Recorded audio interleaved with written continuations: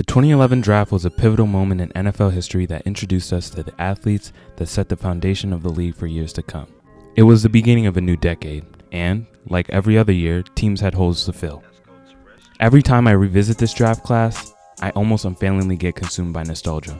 From top to bottom, it was a draft loaded with generational talent and exciting new personalities. They came in the form of Colin Kaepernick the activist, Cam Newton the ostentatious Rookie of the Year and future league MVP, and Richard Sherman, the all-pro defensive back and all-world aggravator, just to name a few. They are just three names featured on a long list of Pro Bowlers, All-Pro, and All-Decade athletes who were selected and later cemented into the pantheon of NFL stardom, most of whom are still playing today at a high level. The 2011 draft class is also responsible for some of the most memorable football moments in the decade that followed, many of which came at my own expense. Aside from defining my adolescence, the 2011 draft was the most important in the modern era of the NFL, and it's likely the football gods will never bless us, the fans, with such talent in a single class ever again. So in an effort to maintain their legacy, I will be exploring the good, the bad, and the ugly that resulted following the 2011 draft class. With the first pick in the 2011 NFL Draft, the Carolina Panthers select Cam Newton, quarterback, Auburn. When it comes to breaking down the good, there's a lot. Cameron Jerrell Newton, however, is my personal favorite. Some say he's misunderstood, others say he's a diva, and some would now say he's reached the top of the hill and is on his way down. But when it comes to discussing whether or not he was a fit for the job as a quarterback, there isn't much that needs to be said. Numbers tell the whole story. In just his first year, Newton became the first rookie QB to throw for 4,000 yards while also rushing for over 700. He also broke the record for the most combined TDs by a rookie with 35, and became just the second Rookie of the Year recipient in Panthers history after Julius Peppers in 2002.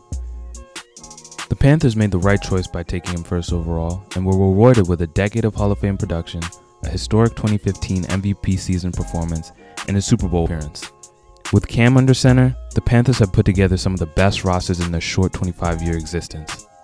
In his 9-year stint with the Panthers, Newton went on to be the franchise leader in passing yards and touchdowns, rushing touchdowns, and has totaled the most accolades in team history while also being widely considered the greatest player in Panthers history. Now a Patriot, Newton looks to embark on a new part of his career where he hopes to prove doubters wrong once more.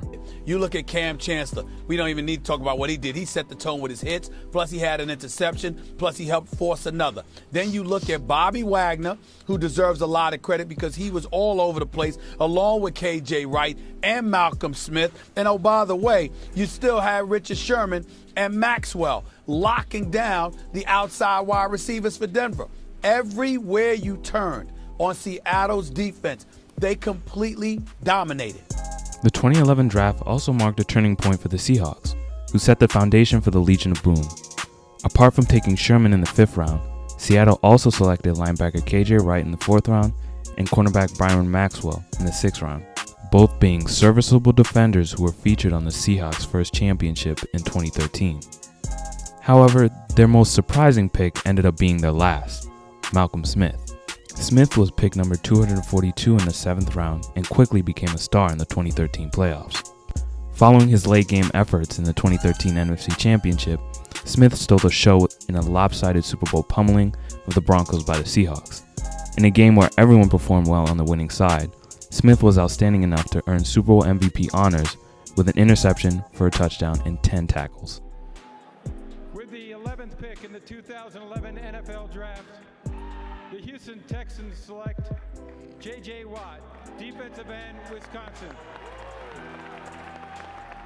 So a Badger is going down to Texas.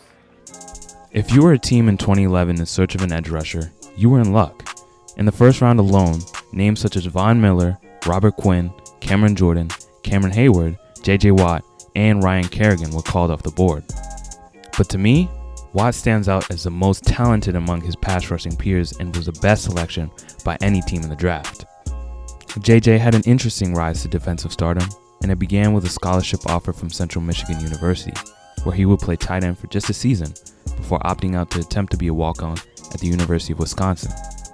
After successfully making the roster and redshirting, Watt, now a redshirt sophomore for the Badgers, would prove himself at the defensive end position in 2009. In his first year with the Badgers, he totaled 44 tackles and 4.5 sacks and topped his efforts in the following season with 62 tackles and 7 sacks, enough to be recognized as a team MVP, earn the Ronnie Lott Trophy, and make the All-Big Ten for his team.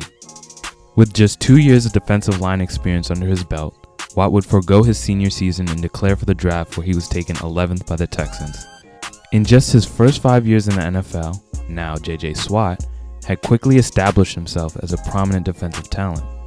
In just 5 years, Watt had already been the first player ever to tally 2 20-sack seasons and the second player alongside Giants legend Lawrence Taylor to win 3 Defensive Player of the Year awards. Even as Watt struggles with injuries now, his numbers and play on the field are helping him make the case for being the best defensive player ever.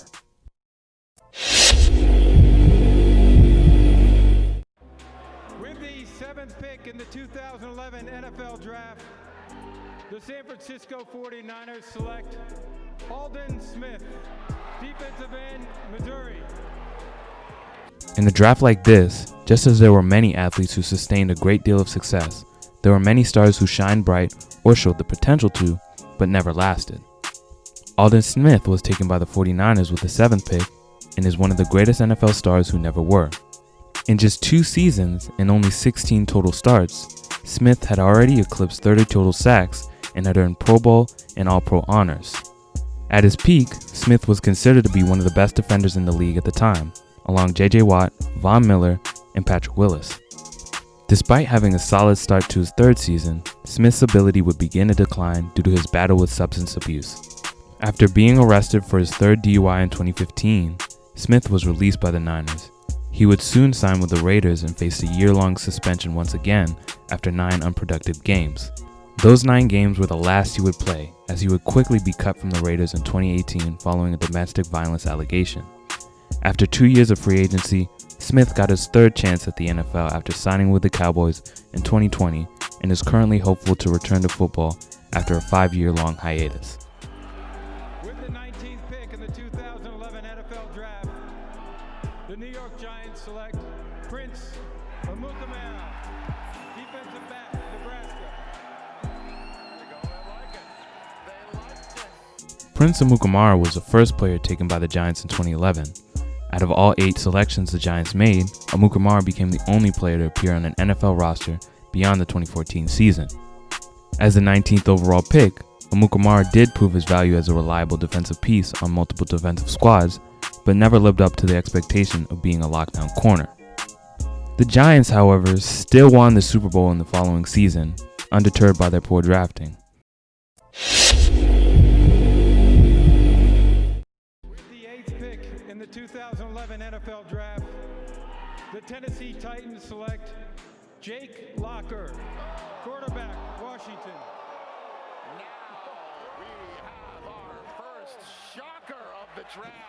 Just like any other draft, busts come in abundance, and busts, especially in the context of this piece, are ugly.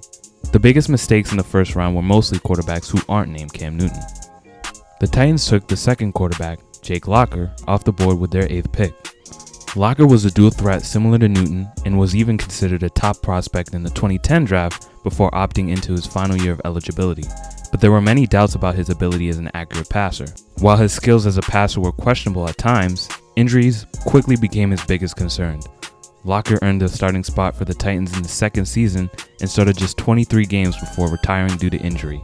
He won just 9 games as a starter and played for only 4 seasons. With the 10th pick in the 2011 NFL Draft, the Jacksonville Jaguars select Blaine Gabbert, quarterback, Missouri. With the 10th pick, the Jaguars selected Blaine Gabbert.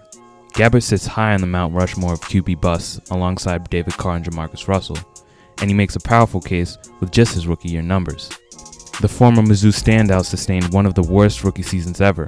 He was sacked 40 times, he had the 2nd worst completion percentage among all quarterbacks, and averaged the worst passer rating in the league. Gabbert was 5-22 as a starter in Jacksonville, and would go on to win just 8 more games as a starter in the 5 seasons that followed. And surprisingly enough, despite his poor efforts in the league, he's still in the NFL backing up Tom Brady for the Buccaneers. With the 12th pick in the 2011 NFL Draft, the Minnesota Vikings select Christian Ponder, quarterback, Florida State.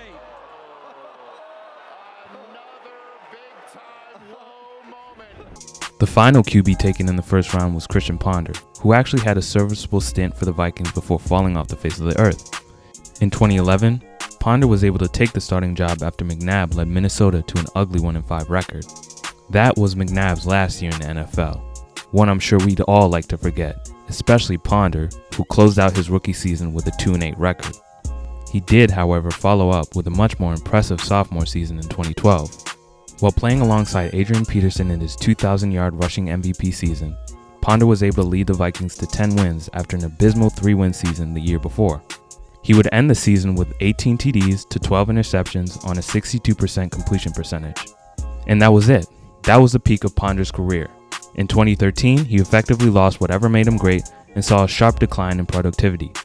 Ponder appeared in just 11 games after his 2012 season and totaled a 7-11 touchdown to interception ratio in that span. By 2016, he was out of the league altogether.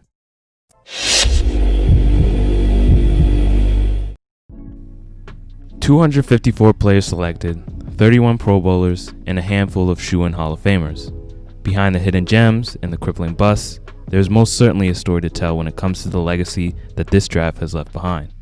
Here's to another draft packed with even more talent and new stories to explore. Thanks for watching, and stay tuned for a part 2.